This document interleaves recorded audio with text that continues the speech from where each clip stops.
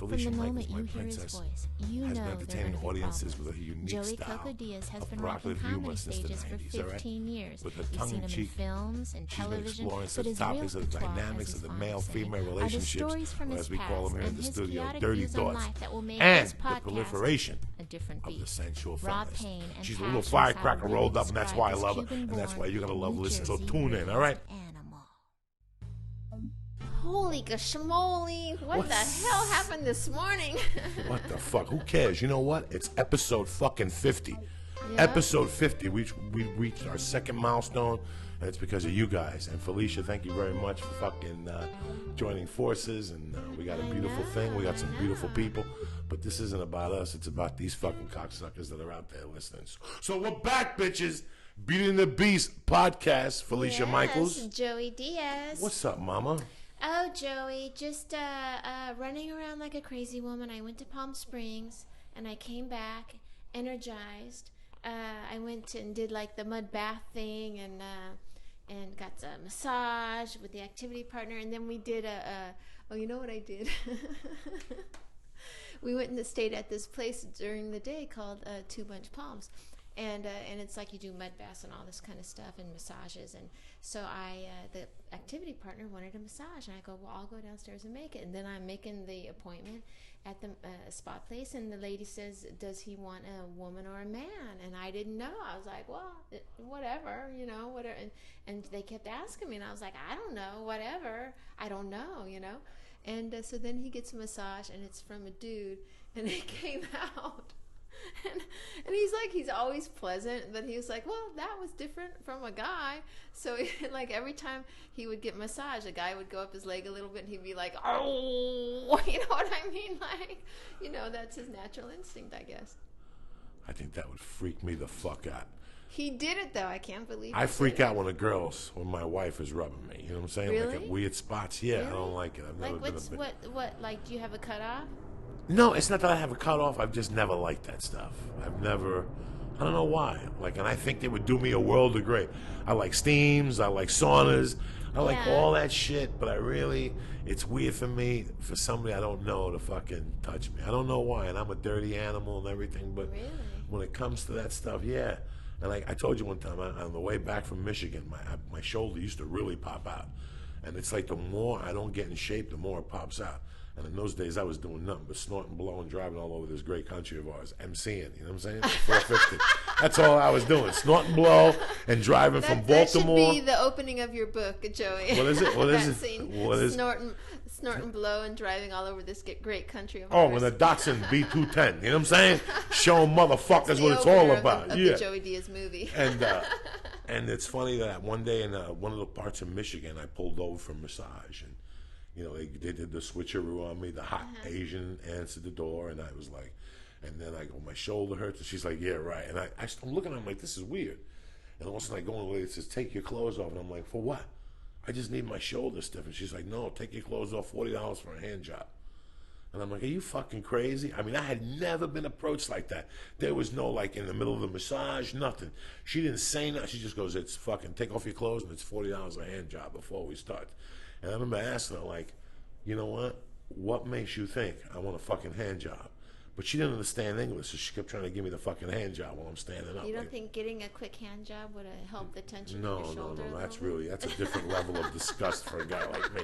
Somebody taking my little Cuban egg roll like a foreign hand and jerking me off. Really? And I see the tit. No, unless I know you, I don't mind. Like we're on a date, we're eating some food, and you want to give me a hand job while I'm eating fucking soup. I'm in. But you know what I'm saying? I don't need some fucking little Asian woman I don't know. And my dick is uncircumcised. So the first time, like if I talk about it, yeah, like if I talk about it with a woman before we go out, and she's like, I heard your act, it's not a big surprise. But when somebody's, did you tell me that before that you I don't fucking know.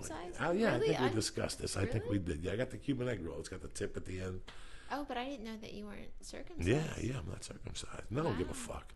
Who cares? It's like a little turtle down there. It's like a little fucking flapper at the end in the wind. You know what I'm saying?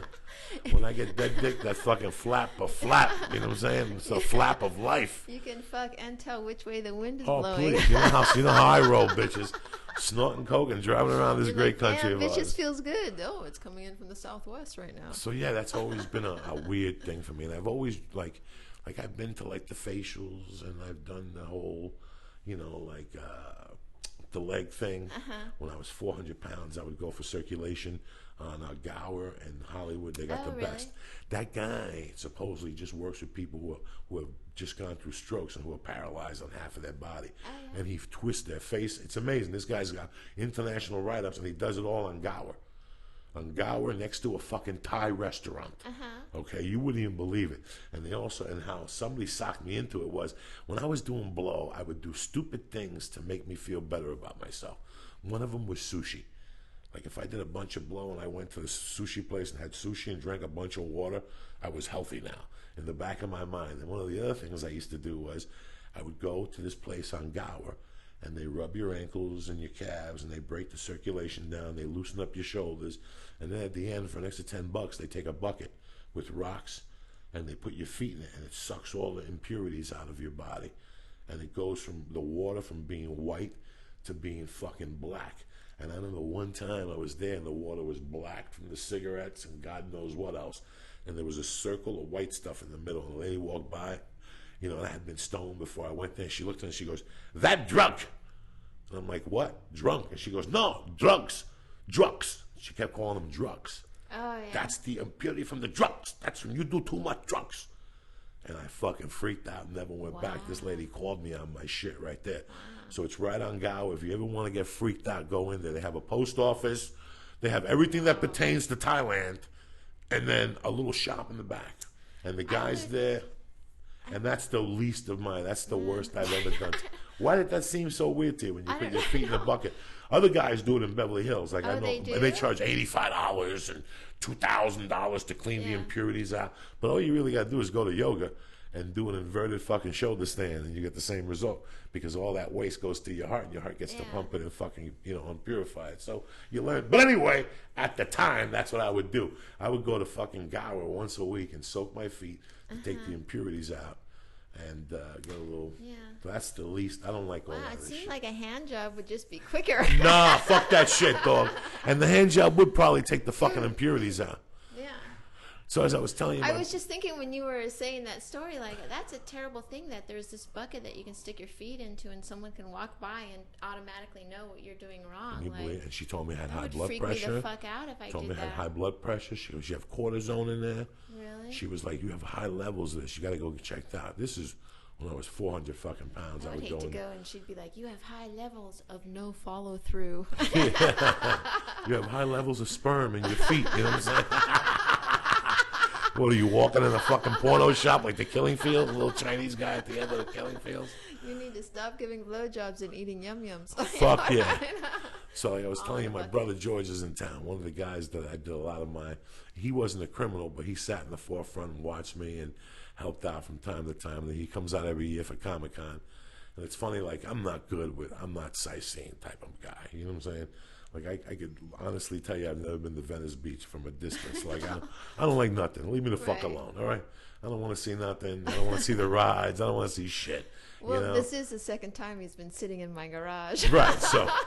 But it's funny that we went to an audition for commercials. Oh, you did? For commercials. I had a call back for the stupid FedEx, but it was a mobster commercial.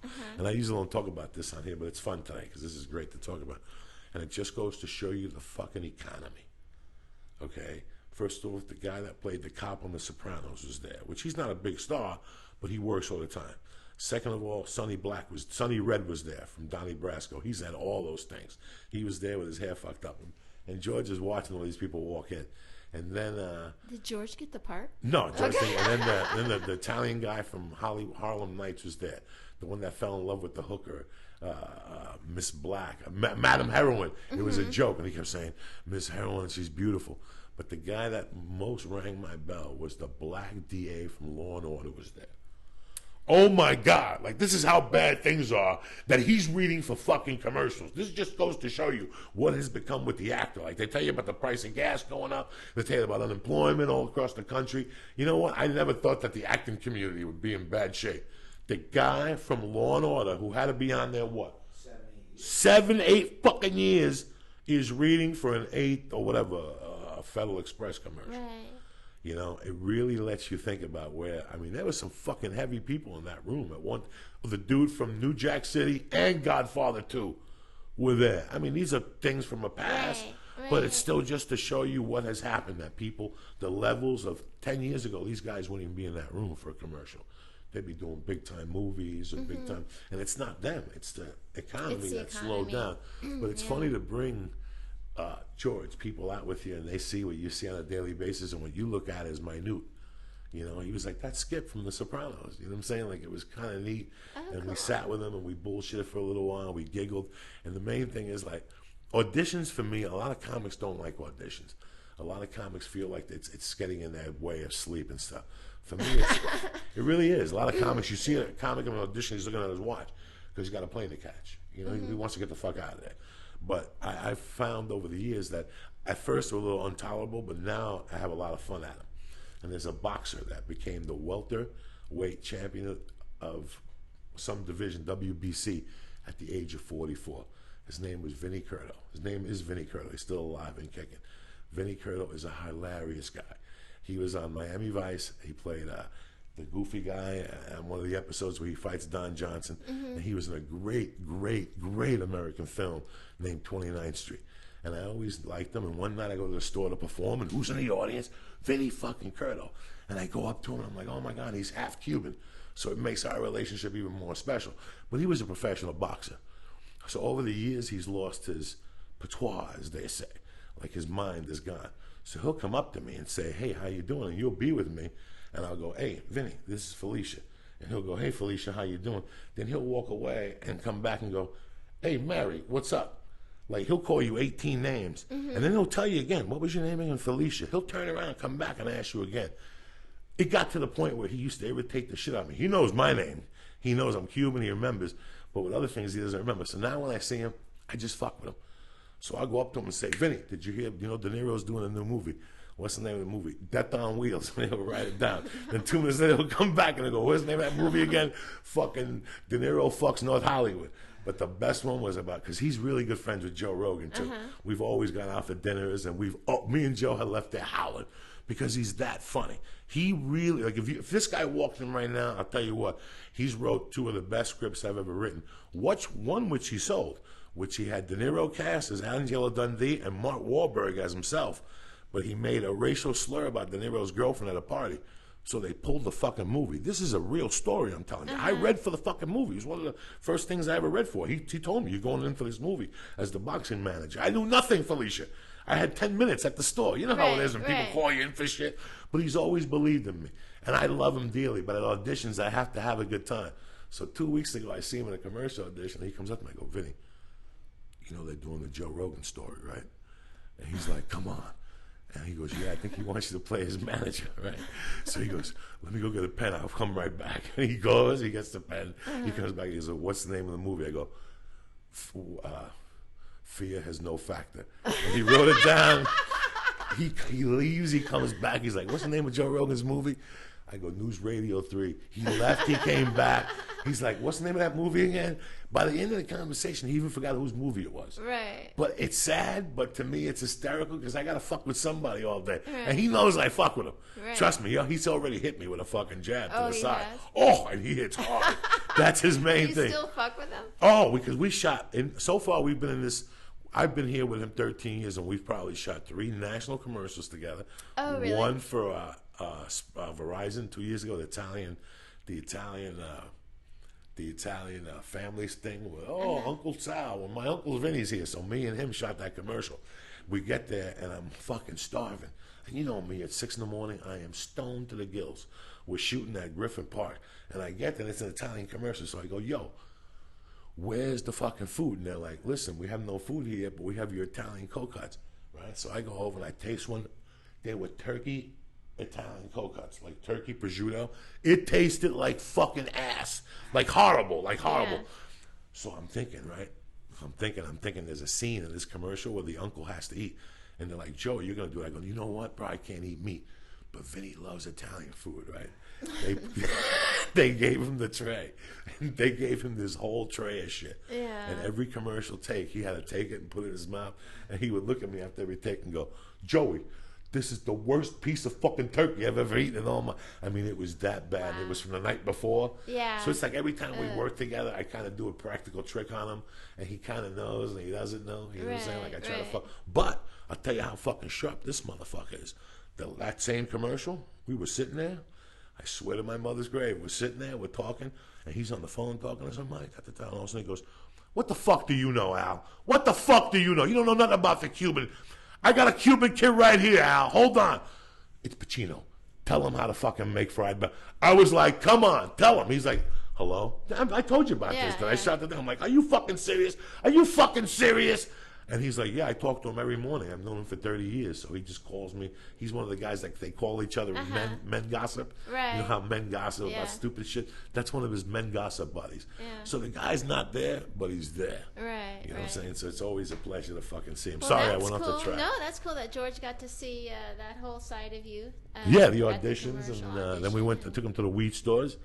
I took him to 3 different weed stores, but I let him go into the one on Magnolia, the low rent one, the weed warehouse, you know, liquidation prices, $45 caps on everything. This is like, you know, all the other weed stores are like weed stores. It's like the Filene's basement of weeds. Yeah, this was like the Kmart of weeds. No weed over $45, and they got great weed there. So I took him there. The kid looks like Santana on the first down, real handsome. So I let George go in. He let George go in and talk to him because usually they don't let you go in. So that's all he needed for his California experience. You know what I'm saying? He got the North Hollywood fucking experience. After this, I'll take him to Marie ST. We'll drink a little coffee out there in the heat like 2 fucking mooks. Okay. And tonight I got to take him back to LAX, and he flies back to beautiful Newark tomorrow. Oh, wonderful. Well, why don't we get George over here? Come on, George. Get over here, cocksucker.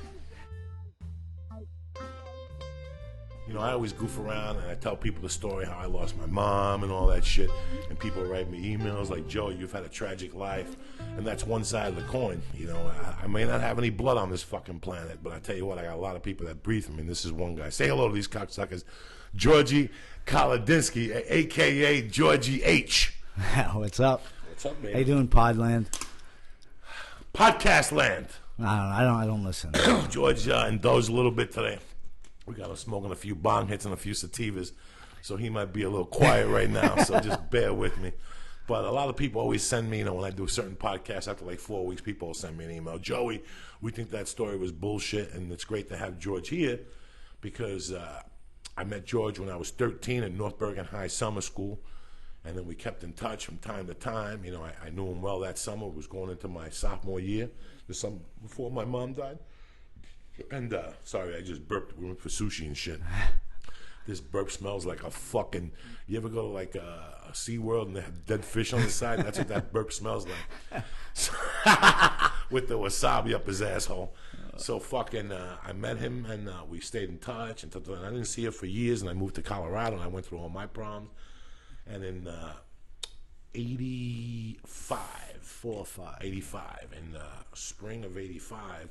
I was scamming up in Tenafly. I was walking around. I would walk around dressed in suits and just go from office buildings to office building looking for purses or whatever else I could find. And I seen Georgie, he was a landscaper at the time. When we reconnected, he gave me his number. He goes, call me. We'll do breakfast or something. And that night I did call him to get me bailed out of Bergen County Jail, and he bailed me out. He asked me where I was living. I told him a hotel. He said, fuck all that. I asked my grandmother if you could come stay with us. I ended up staying with him for like 4 months, and I went to Colorado, and we always kept in touch. He's come out to Colorado to visit me. The next time we seen each other, but in that time period when I lived with him, that was also when I was robbing those gas stations. And I did have a driver's license back then. And he did have a driver's license. And I would tell him to pick me up, and I wouldn't tell him I was robbing the gas station, so he wouldn't have to think about it. You know what I'm saying? Because then people get conscious because nobody was going to get caught. They were in and out things. And it's just weird that we kept in touch, and he came out to Aspen to visit me in 86 and 85, and we snorted a fucking blizzard, and I introduced him to people, and then he was the best man at my fucking wedding, and then he was also out there when I did the kidnapping, the famous fucking blunder of my life that changed my life forever. And it's weird because I seen him go through the kidnapping from behind a brother's eyes. You know, I seen him look at me with... He couldn't do nothing for me. There was nothing he could do. My bail was high. It was like unstoppable. You know what I'm saying? All he could do was break me out, and I didn't want him to do that. but he was always there for me. And then the state flew him out to testify when they sentenced me, and he came out and gave some words. He was also there. We were snorting a fucking blizzard that night, and I was supposed to go in the next day to court, and I figured I'd go back to snorting. They threw me in fucking prison, and he had to go home without me. And then in '94, when I got divorced and I was all through my jail sentence and all that, I went back to New York City. I had to find myself. I wanted to get into comedy and whatnot, and I went to live with George. At the time, George was going through his own dilemmas of he was addicted to heroin, which was, it was devastating to see him in that state, but he was my brother, and we made the best of it, even though we both had no money and whatnot. And then we disconnected each other for about 8 years. I had done a movie called Basketball, and there was a guy on the set that knew George, and he told me that George had died, and it was just traumatizing because I was on this set for 2 fucking weeks, and now this guy tells me this like the day when I'm supposed to shoot, and I didn't know who to call, and there wasn't the internet then where you could fucking just press somebody's name in, and I was devastated. One day I'm walking in North Bergen on the street, and I see George in a Suzuki Samurai. I'm like, I didn't know they had fucking Suzukis in hell, you know what I'm saying? So he fucking made a U-turn and picked me up, and we've been tight ever since. And we talk every fucking morning, and he's my conscience, he's my manager, he's my brother. We torture each other, he catches me when I'm good, he catches me when I'm down. And it's just a really nice feeling to know you have that. And he's 2,000 miles away. That's the only thing. We'd stab each other every week, but it's what it's really all about in life, And I'm just really happy he's here. And I'm trying to tell you, I wish I could sit here and pick a funny fucking story for you, or I could make up a funny story. There was so many. There was just so many laughs, so many ups, so many downs that, and we both here. And I tell you, the last time I seen him in '94, when they told me he was dead, it didn't surprise me. And right. You know that you were in a dark I was place. dead a few times. You were dead a few times. Tell these people how you got clean. You went to jail. Yeah. And what'd you tell the judge? The judge told you, right? They wanted to put me in, I think, a 6-month rehab, and I had been through detoxes, rehabs, and the same result happened. I'd get out, it just didn't help me. I got clean. I kicked inside, and then I kept doing it. But I was just tired, and then I told my lawyer, I'll take whatever. Put me in jail. I'll stay. And they gave me 3 years because I violated probation. So I made a conscious decision before that. I knew I was going in, and I cleaned up, and every day my attitude changed, and I built confidence in there, so. And when you came out, you didn't want to use again, nothing. No H again? No. No, you went and tried it, and you got sick of something. You said you didn't No. like it. That was it. That was July. I think it was July 5th, '94. Now, how many years do you think you were hooked on the H? Not long. I mean, 2 years. Couple of years. Because when I went back in '91, I went back after It my went from divorce. coke. I didn't just become a heroin. I mean, Right. Oh, please. Right. It was a developing thing. You took the one weed round. was the gateway. You went straight on heroin. I'm no angel. I kept snorting fucking blow. I got stuck in Cocaineville. You know what I'm saying? I mean, it's not that I was doing any better than you. The one time I went home, I went home and I rented a cop car at the airport. I rented a fucking Hertz, and they gave me a fucking cop car. So I was trying to cop with George in Harlem. No fucking dealers would come up to us and shit like that. I had money. I had an ATM card. I had a credit card with cash on it, and nobody would come to us. But the funny thing was, I went over there, and his grandma was there. She's like, I don't know. George is acting weird. He's got aluminum foil on his windows. So I knew you had that party fucking going on. But what's really amazing, George, is that the last time I seen you, you were in the fucking gates of hell.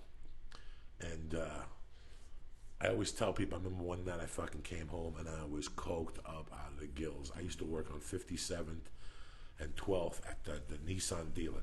And the only reason why I took the job, ladies and gentlemen, deep down inside was because I was 15 blocks away from fucking cocaine.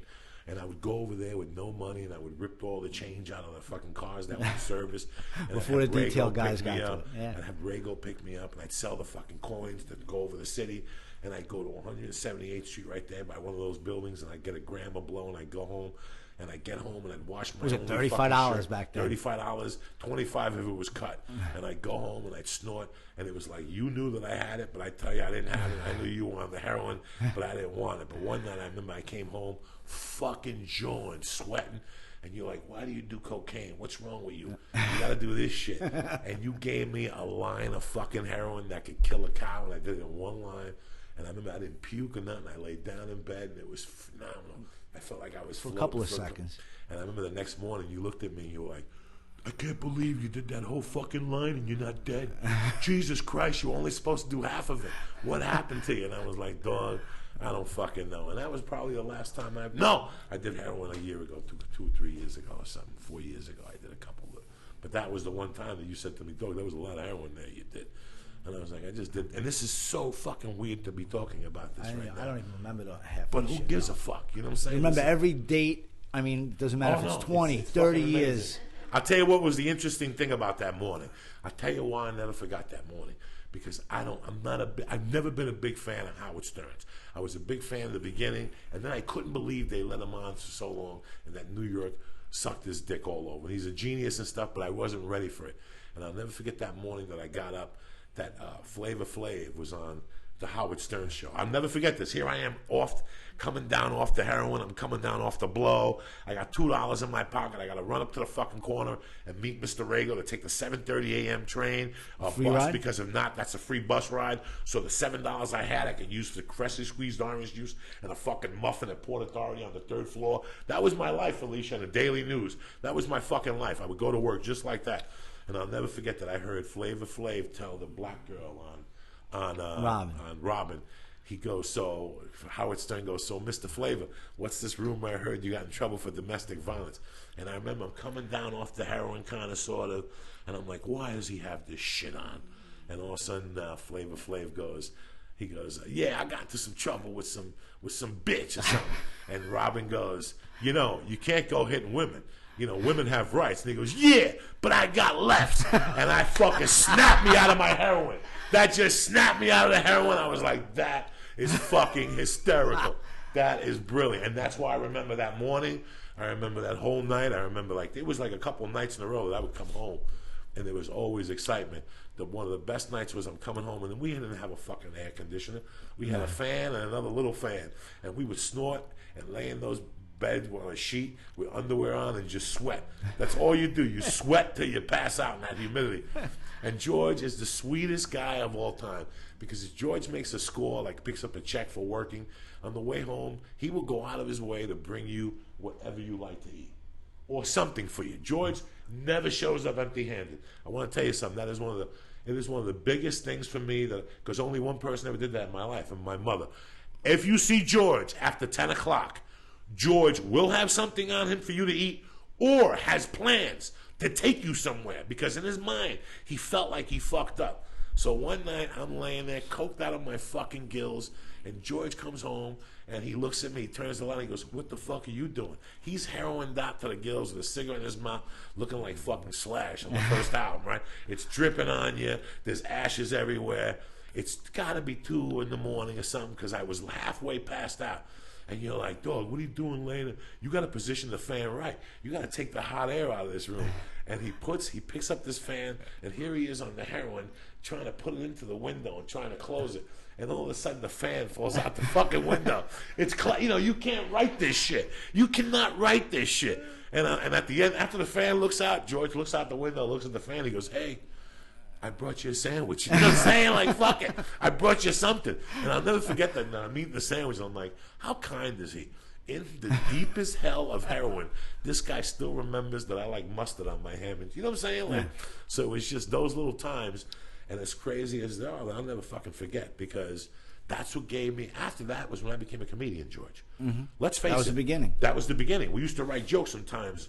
We used to write fucking heroin jokes. At that time, the biggest thing was that the Puerto Rican Navy ship had crashed into the barge on 42nd Street, and 250 Puerto Ricans jumped in the water. Do you remember that? Yeah, it was a party. And the joke was, that's not nothing new, because it's the Hudson. Everybody knows that on Fridays and Saturdays, the Puerto Ricans come over to Jersey side, and they swim on the Jersey side, they eat the eels and shit, and they bring the congas. It's fucking hysterical. It's classic. I would pull by and join them. Like 4 feet of beach. They have 4 feet of beach, and these people would turn it into blankets and they would barbecuing turn it into the fucking Pacific, though. with the sludge shooting in it. They right down would the turn bar. it into the Pacific.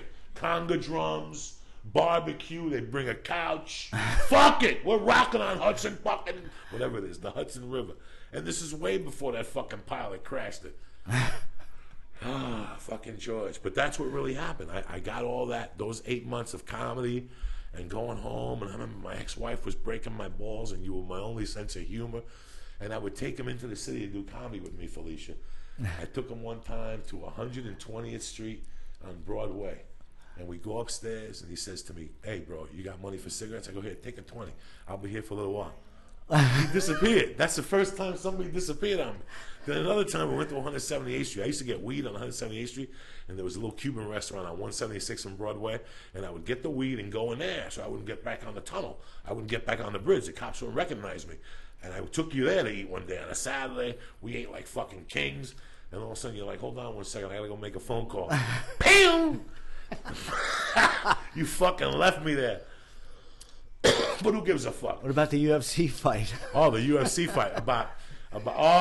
Felicia, about 6 months ago when John Jones was fighting whatever in New Jersey for the championship, I decided to go back that week. So I bring back about 5 slices of fucking high-powered banana bread, okay? George is one of the first guinea pigs to ever try this shit. So we get there. I get off the plane, and you know me. There's no hotel. There's nothing. We go to Chan's Dragon Inn, bitch. We smoke a joint. We go to Chan's Dragon Inn. We get the pork fried rice, the fucking shrimp and lobster sauce. We get the egg rolls, the soup. We get outside to the car, and I'm like, "George, if we're going to go to the UFC, we got to eat this banana bread." So he's like, "All right, whatever." Did we eat it then, or did we eat it later on? We broke ate it it in half. immediately. We ate it That immediately. was the second time. Okay, so we ate Outside the of fucking, Chan's. we ate the whole piece. He ate the whole piece. So the plan was for me to go take a shower, change, and run out to fucking Newark or wherever it was Newark. to do the UFC. We get to the house. He's chatty. We're having a great time. And all of a sudden we get in the car, and I could see when George talks in the car, he slows down. But this wasn't the same. He just started slowing down. You know what I'm saying? So he's doing like 70, and there was no music, nothing. There was just silence. And I'm looking over at George, and I'm like, I wonder if this banana bread is hitting him, or if this I shit was is starting just to drift. I was fighting to stay in a lane. And all of a sudden, it was 60. It went down to 50.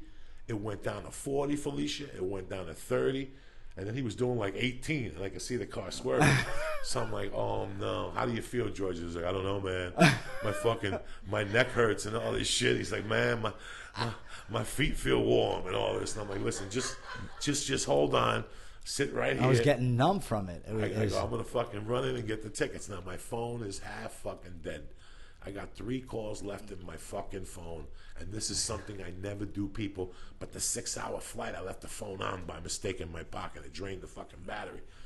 So one thing leads to another, and I run in to get the tickets. And I go, "George, stay right here. It's a left-hand lane. You can't go nowhere. You can't make a left. Nobody's gonna say nothing to you. I'm just gonna run into Will Call and come back." I'm in the heart of fucking Newark. I haven't been in Newark in 15 years. I run in, I get the tickets, I come back.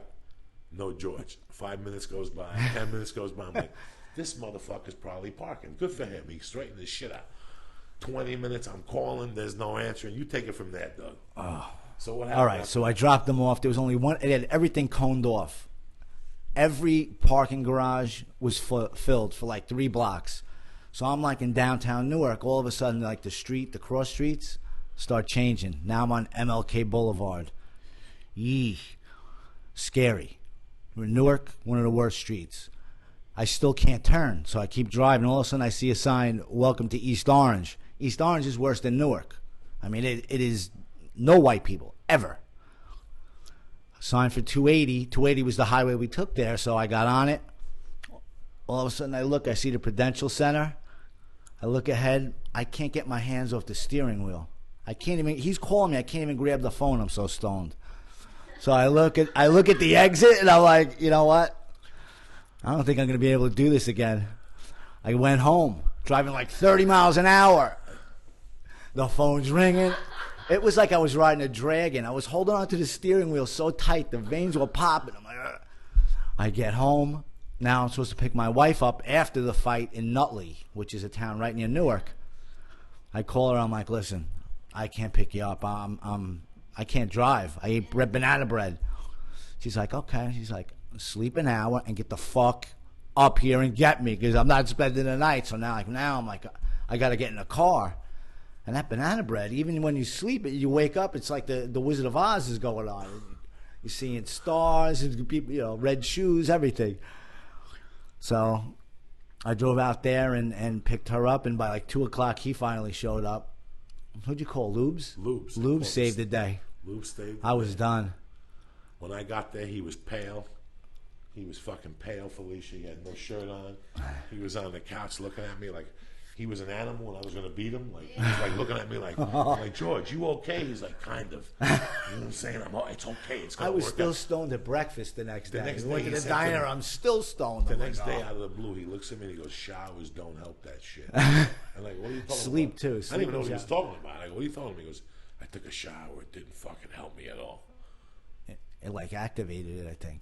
But I'm happy. I'm happy you're here, dog, Yeah. because it's an honor to me, and it's happy because the people could hear a perspective different than mine about what we went through. You know, this what and look, I even forgot about to talk about that thing till we got here.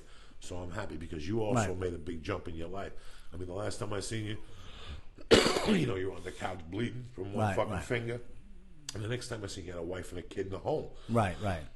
You got to purchase your own home. You know what I'm saying? And that takes a lot, man. And a lot of people don't take, you know, they don't fucking kick heroin. No, Everyone it's tough. stays I don't know. forever. I don't know many people. So I think God touched you. I don't know The many- same, whatever fucking God touched me is the same God that touched you.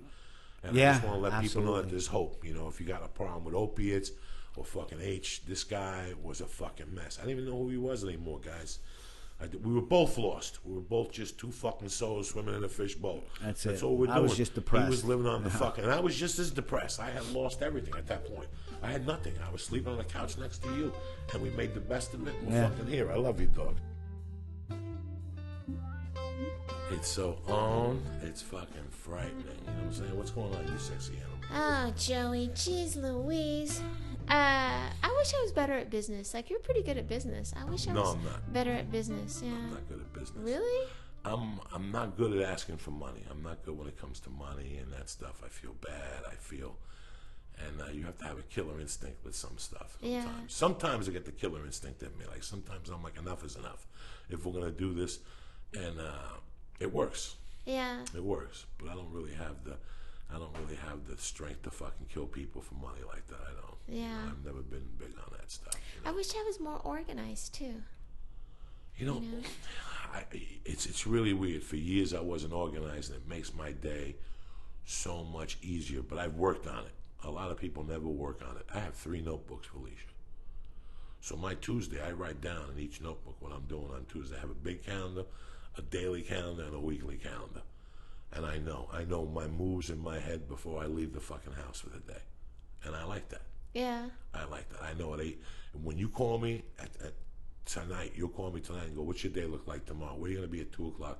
I can tell you. Yeah. And unless sometimes I got a late audition thrown in or something. But pretty much I like to balance my day out where I'm going.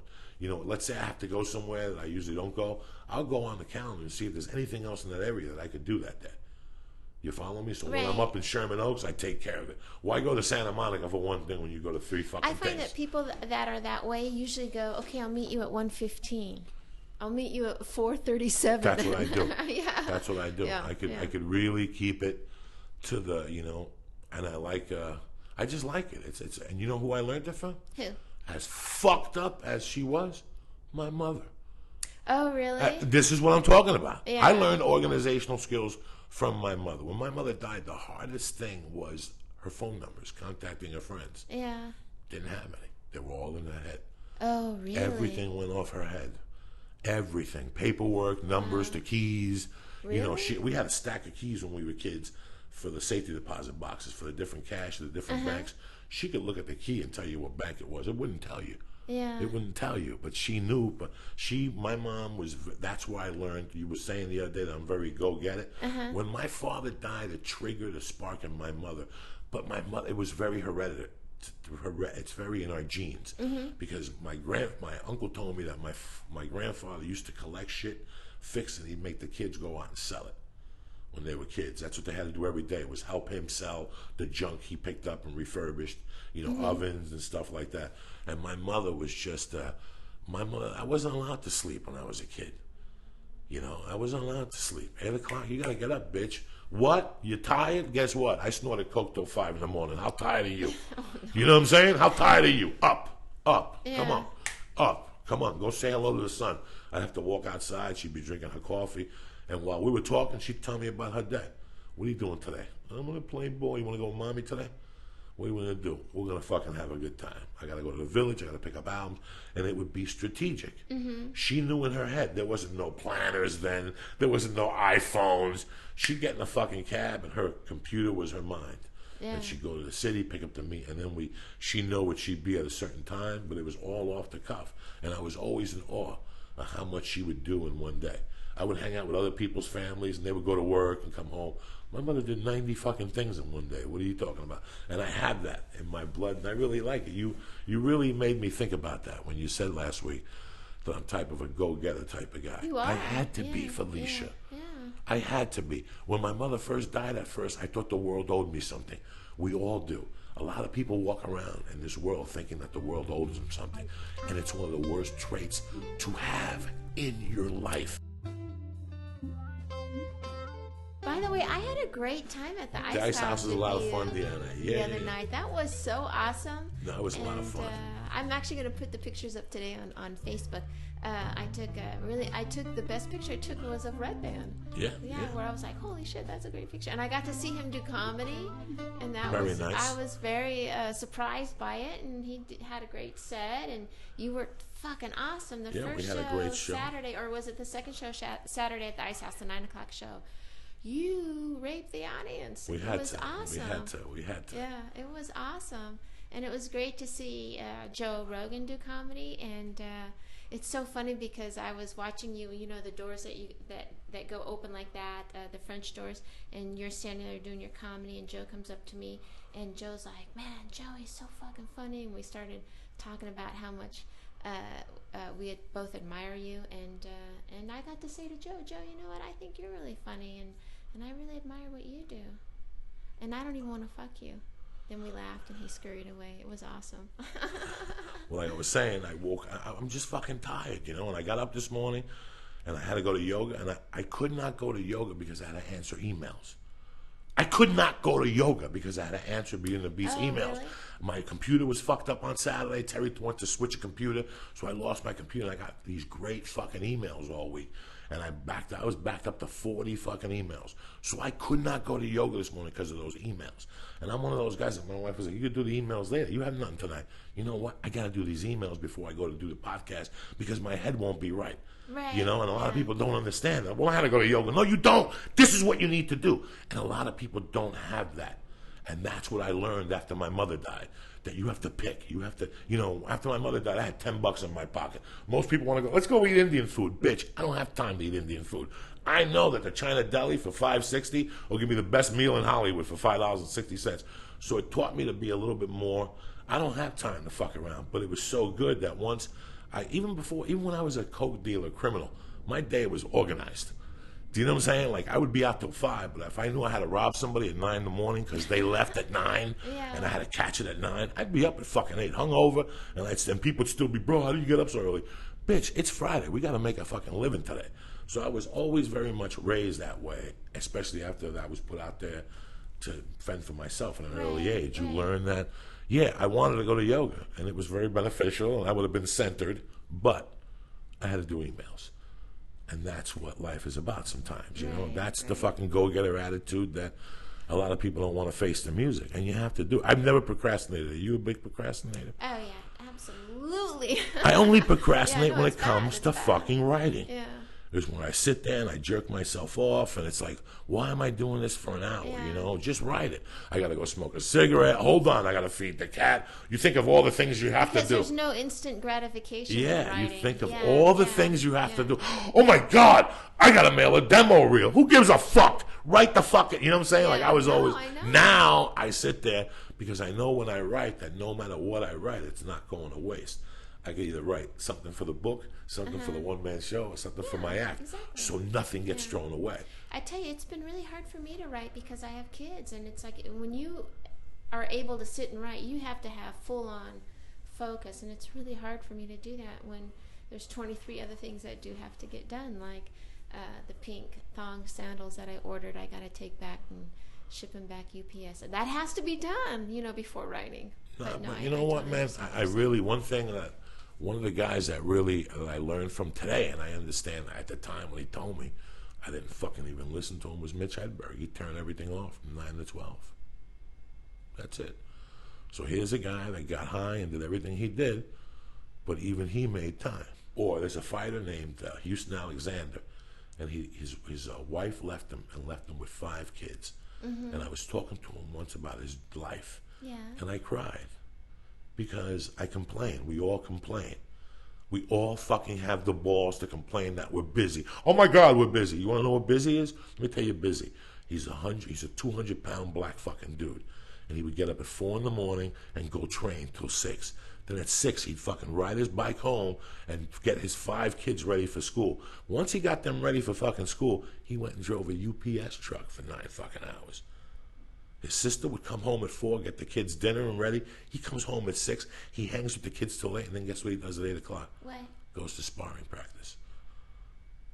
He lives on 6 hours of fucking sleep Saturdays and Sundays. It could be done, Felicia. This is why I sit there and I'm embarrassed. When I hear stories like this, I'm fucking embarrassed. Fernie Basusudo lost $25,000 to a bookmaker when we were in high school. And he looked me in the face and he goes, I did what I had to do. Now I got to pay the piper. He went and got a job from 6 in the morning to 2 in the afternoon cooking. And then from 4 to 12, he would pump fucking gas. He was sleeping fucking 5 hours a night. He did that for 3 months. And he paid us $25,000 home.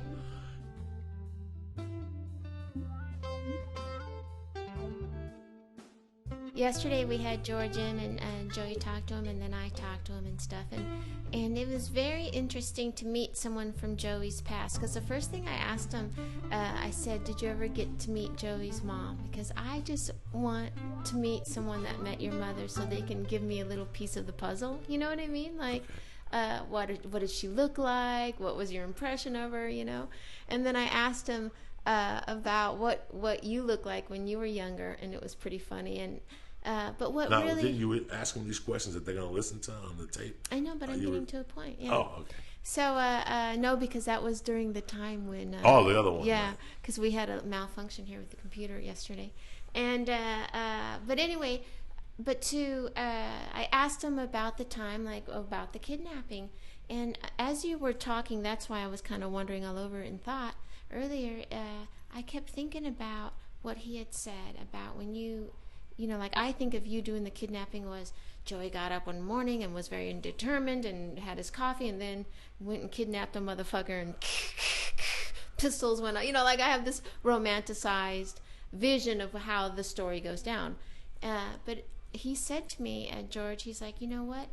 It was just going to be like any other day, like get up and do a little bit of a crime, and you were just going to go steal something, and then it just spiraled horribly out of control. And then and it really like stuck with me when he said that, because I really did have a vision of that it was just this violent thing that you had intended to do with a thought for a long time, when it was just you were just going to do a crime and get money and get out of there and go about your business, and that it just went horribly wrong. And I don't know, it stuck with me. It's really as you know, we got stories. We got fucking stories. So I have to write a book. And I'm not writing the book in the sense of money-wise or nothing like that. I'm not writing the book to sell at arenas. I'm writing the book because I learned a lot of fucking lessons, and that was one of them. So the other day, how many times have we discussed the kidnapping, you and I? Oh, like a million. And we've giggled, yeah. and we've had a good time. Well, something happened last week that was very crucial in my life. I actually had to write the story. And I tell people all the time that the power of the pen is one of the strongest fucking powers that you connect with in your life. Mm-hmm. That's why when in doubt, write, because it never kids you, And I had to describe the day. For me to get the book financing, I had to describe that day, but describe it from my gut. Felicia, I had to stop, and I'm going to have to stop right now 3 or 4 times and cry. I have to, and it's good that you brought this up, because it was so out of my character. There were so many little situations of the afternoon that were so unlike my character. And if you know anything about me, you're like, wow. And I had to write these things down. Like, I picked them up. I knew exactly. I tricked this poor kid. Mm-hmm. I was tricking him. I mean, we could laugh about it all we want and goof, and I did it when I was 27. It was a very bad thing. The only thing that didn't spiral into was a death. That's the only thing that somebody's watching me up there. That's why when I get up every morning, I got to give thanks to somebody. I really do. I think about that, Joey. Like when you hear about other people that have killed really people and that are in prison, do you ever think like, wow, I can imagine that was just one fucking I stupid fucking idea relate to everything. that spiraled into a shit I relate storm. to everything. I am upset, sick today because of Amy Winehouse. Because I'm here. I'm here. She was so fucking talented. That first album is so raw and so talented. And that I did all that coke all those years. And I'm still here. And I wrote it down and people were being so fucking sarcastic. Some guy even wrote back, why do you respect her so much? A, because she was an artist and she had a fucking struggle. And B, maybe she was a human being. Did anybody ever fucking forget that? She was a fucking junkie. She had pain, but the other end of that pain was pure fucking brilliance. Do you understand me? The other end of that pain. When have we forgotten to be humans? I also bleed when I watch the news and I see a 3-year-old get shot in a fucking corner in West LA. That could have been me. That should have been me. This kid didn't live his fucking life. He's fucking 3 years old. He got a bad day. He went out to go on a fucking stroller and had a bad fucking day. I relate to everything like that. I relate to everything like that. The first time that kidnapping hit me was when I went to see the DA. And he goes to me, you keep chucking and jiving. He was doing that. Those words will stay with me forever. He goes, but no, how lucky are you? You're going to get 9 years. But it could have been worse. A gun could have just gone off. I could have just gone like this, freeze! And triggered it, and I could have shot you, Felicia. And that would have been a complete different chapter in this. Yeah. And the whole chapter of me bringing him over and the guns coming out. And us bringing him in the room and him saying to me, get the rope. And what had become us saying, like tying somebody up, I was lassoing this motherfucker now. You know, while I was holding him down, this guy put a duct tape on his face. We talk about that. We kid about that. Right. This had become a fucking reality, Felicia. Now the kid says to me, I'm going to go over there. I go, you go over there and check out the kid's house and make sure you get the shit back. I'll stay here. That kid was in the other room with the door locked, and I was out there. You know what was going through that kid's head while he was laying there on the floor? I'll never know. But I never want to fucking know. Right. I would never want that comment to repeat himself. He didn't know if that was his last day. Right. He had no fucking idea. These are the things that story that I missed. And this is why me being here with you is so fucking important. It's so fucking important because so many things could have happened. You know, me leaving and going to shoot the kid. Like, I wanted to shoot them both, Felicia. This is my own little dark secret that I had in my soul for 15 years, that I really wanted to shoot him for 2 reasons. Just to shoot somebody and get it over with, but just because I knew that dead men tell no tales. I knew when he came back that this wasn't the end of the story. This was not going to end with us just taking this coke and moving on. Yeah. And that's a horrible thing. All I could do is take some coke, go home, have my last 8-ball, and think about what my next move was until somebody came knocking on the door. So that's why I always tell people, be careful. Be careful. At any level, be careful, because what you're thinking about becomes a reality. You know, 1 minute we were talking about, it was 2 people talking about, Right. and there it goes, and then we go back to life. You know, I had an idea that day to steal coke, and look what happened. We also had an idea of putting a podcast together, and here we are for the 50th fucking anniversary. 50. So it's where you put your 50, energies in 50, life. 50, If you yeah. put your energies Yeah. in the fucking toilet, and if you hang out in the toilet, you're going to get the toilet. We started here, Felicia. You gave me a compliment 2 weeks ago. It destroyed me. I had to go in the car and cry. You said Oh, that really? you went and got something. When you have an idea, Joey, you go for it. You know, I tell you, I don't come over here and say I'm going to make the next Jaws 3. I ever come up here, I always give you ideas that are attainable for us. That I know I'm the one that needs. I'm out of control. Like, and then we should do this, and then we'll Felicia's do this. great. Felicia's like, let's get a helicopter and drop me and you know. and we'll. And And I love you for terrible, that. it's terrible, No, it's terrible. you're up here, so I'm up here. And that's terrible. what makes the podcast great. That's what makes this That's why we're here for the 50th episode, because we are completely different, and we don't sit here across from each other and blow smoke up each other's ass, and everything is beautiful. I mean, I just talked myself into tears when I was telling you the story about the little boy in the fucking corner. I mean, that's what your life is about, guys. This is the 50th episode, man, and you know, we get tons of emails and people asking us how to do this and how to do this. This started with a thought. Just started with a thought a month before we did it, and we planned it out perfectly. We went and looked at the equipment, You know, we gave each other, gave you a little bit of money. You We were guys, like by kids. the way, to see Joey Diaz and Felicia Michaels at a Guitar Center trying to ask a million questions, but only prepared to ask two.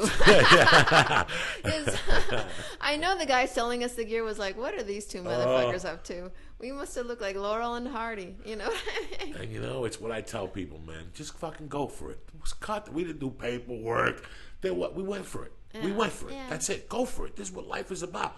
And if you fail, you fucking go on to the next one. You don't dwell on it. And that's why we're here. That's why we did the 50 fucking episodes of life, man. And I hope that we have another 50. Oh, we do. And by the way, if you would like to write us to congratulate us on our 50th episode, you can write us at beautyandthebeastpodcast@gmail.com. I had dinner last night with the activity Oh, partner. Jesus, dinner. We're The back. only thing that had dinner was that little monkey between your legs. She ate cock last night like a skinny chick at a fucking all-you-could-eat carrot festival. You know what I'm saying? You like that one? I had to think of that one. Well, that was deep in the soul of the I weaver. can't say that you're lying. No. You know, as usual, the podcast is run by fucking emails. You know what I'm saying? Like, we read the emails and we get ideas of where people need help. It's like when you go to yoga, the beginning of the class, the lady says, does anybody need any special attention? And some mom always gets up and says, the core. And that's the guy I want to get this chair and hit him over the fucking head with. That means you're going to do 20,000 bends and twists and shit, you cocksucker. I just want to lay on my back and meditate in the corpse position. You know what I'm saying? But You want a plank at yoga? yeah, I on want the to fucking, floor. yeah. You know, and there's always something that, but it's funny how I got an email that was really interesting. I want to touch on something real fast while we're on emails. We got an email like 7 months ago, maybe, from a kid that had, you know, gotten a chance of going into the service somewhere and he fucked I it up. remember that, yeah. Well, he re-emailed us to say that he got back in. Yes, I read that, And then yeah. he thanked us and stuff. So I wanted to give him a shout out if he's listening. Congratulations from the bottom of my heart. I just told him in the email that he became a brother to me. Yeah. Once you take the principles of Beauty and the Beast and apply them to daily your patois, then you become, you see it. You know, you just, and we're not just, we're talking from experience here, how to better your life at some points. So today, talking about better lives. So.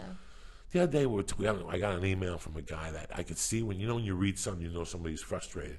He wrote, Joey, did you ever get to the point in your life where you figured that certain people or certain situations didn't affect the final result of your life and you got rid of them? And I had to sit for a minute because to better yourself, there always has to be change. There's an expression, without war or blood, there's no change. There's no change. There has to be, that's what you're trying to do always, is evolve. And in that process of evolving, we were talking about that, like, you know, the President of the United States, you go into a coffee shop, and for 30 minutes, you'll hear people talking about the President, the Republican Party, and they're sitting there talking about how they're unemployed.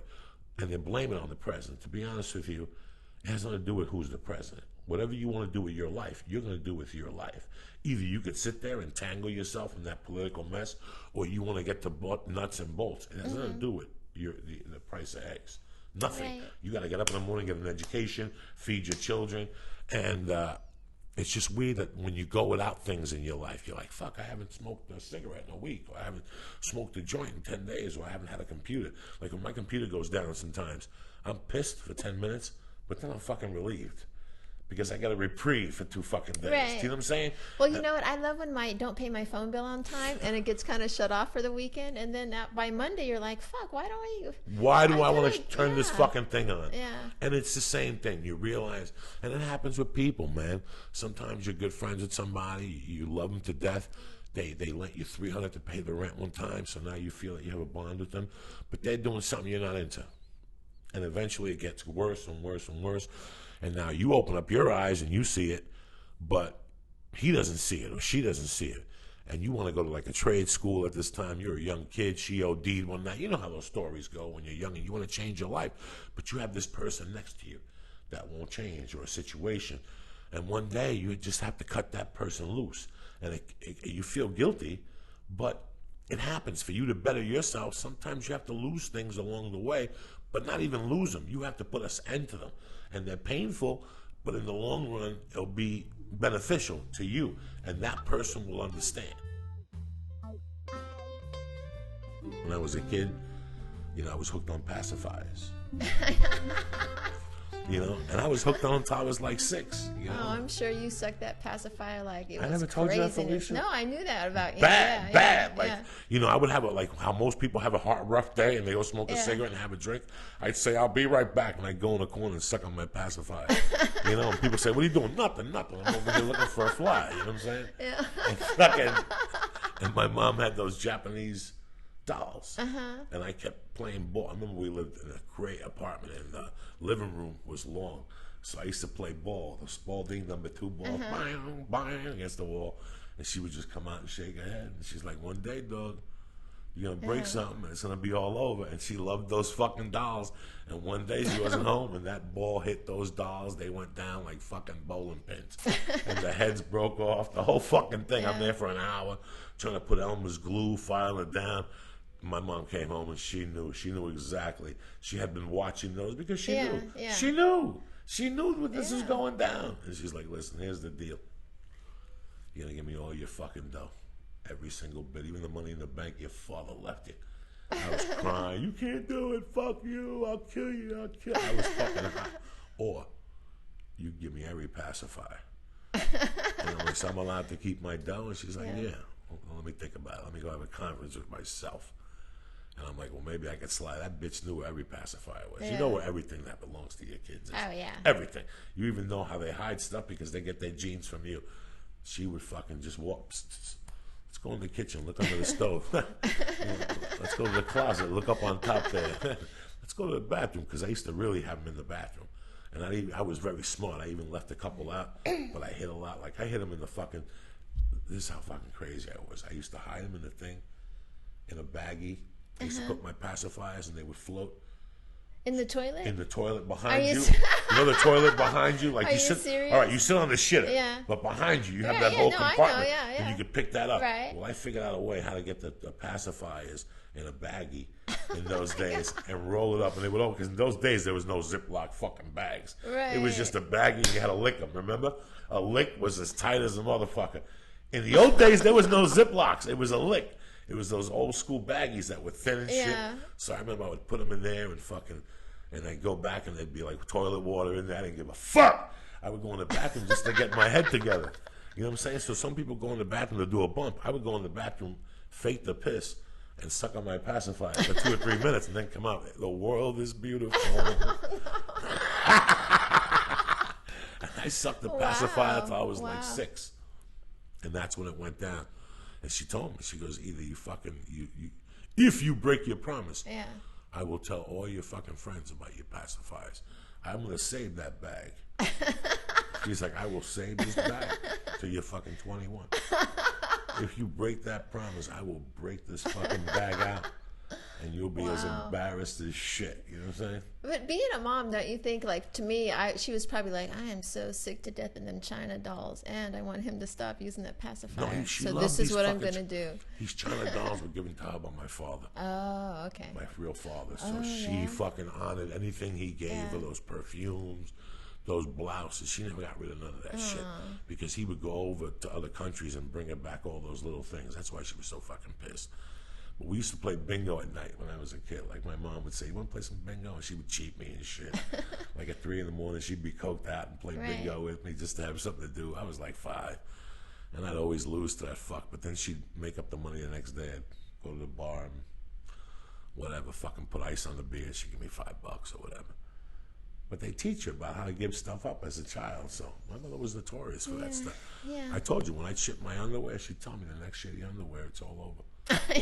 I will put it on your fucking door, out of your reach. You will need 10 fucking ladders, you understand me? I will get a billboard and put your fucking filthy underwear up there. If you would like to sponsor us, you could email us at beautyandthebeastpodcast@gmail.com, and we would love to talk to you about it. Yeah, anything. Sponsor individual shows, a couple months. Let's sit down and bullshit about it. We'll put your name out there. You'll be a fucking big shot. You understand me? To a certain circle. To a certain circle. You follow me? To the best circle. That's right.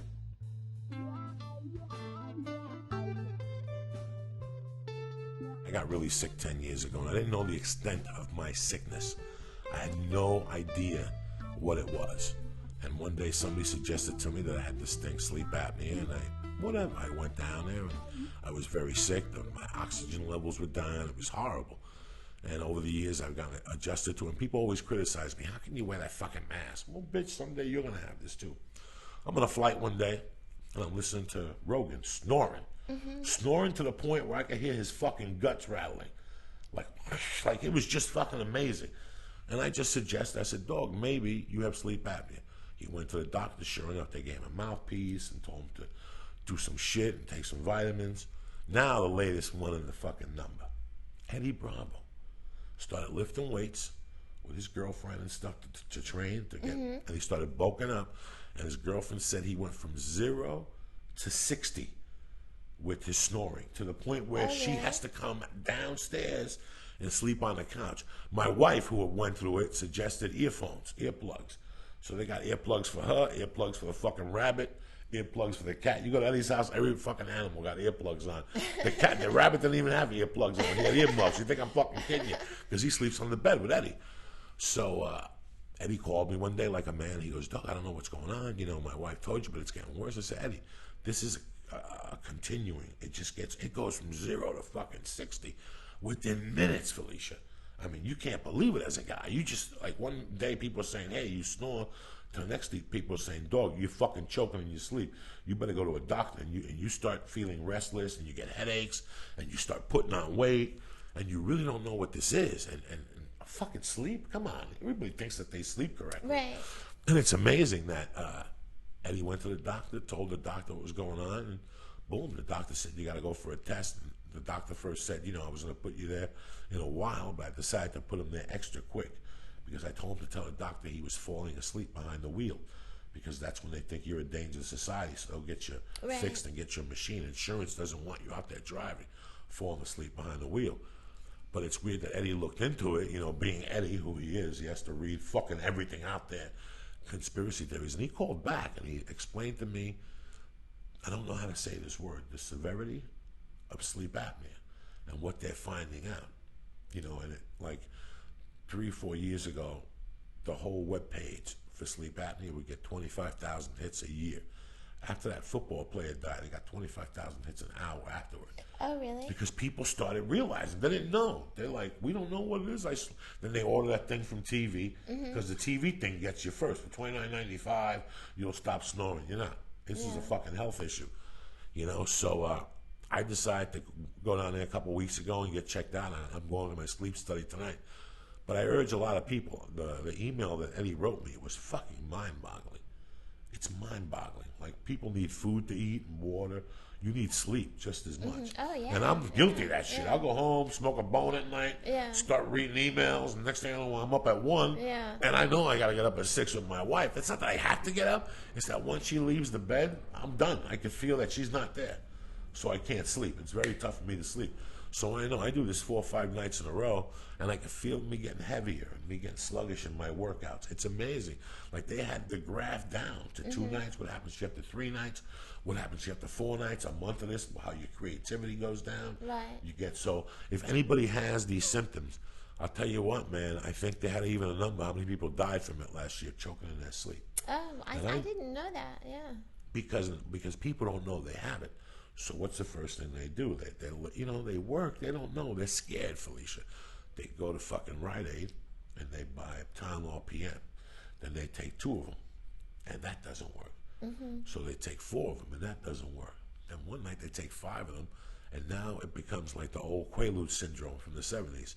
You might take 1 and it might not hit you, or you might take 2 and it might blow your fucking brains out. You pass out deep enough on those pills, and you stop breathing. Your history. That's what happened to Freddie Soto. Rest in peace. A comedian we know. Oh, really? Yeah, you stop breathing. So please, if you're snoring, or if you're fucking, your wife, you're waking up and your wife has earmuffs on, or she's gonna dump you, it's not you, dog. Just go down to insurance and tell them you can't sleep, and they'll hook you up because it's the #1 growing disease in men. So this ain't even about funniness or nothing. This is more of a public service announcement from Uncle Joey and Felicia to you fucking cocksuckers out there. Because you know what the number one thing it leads to? Erectile dysfunction. Oh, yes. And real so dead please dick. seek help Right as before fast I went, as you can. right before I Run. went to fucking get Turn us help. off, get your phone out, Yeah. call, and do it. Right before I went down there for my test, I remember I was having problems with hard-ons, but I didn't know if it was the cocaine. Oh, yeah? I didn't know if it was the 400 fucking pounds. You know, I didn't know what it was. And it was once I got the mask, that dick is harder than fucking... Really? Yeah. Really? Once you get the mask, your dick is harder than a soldier.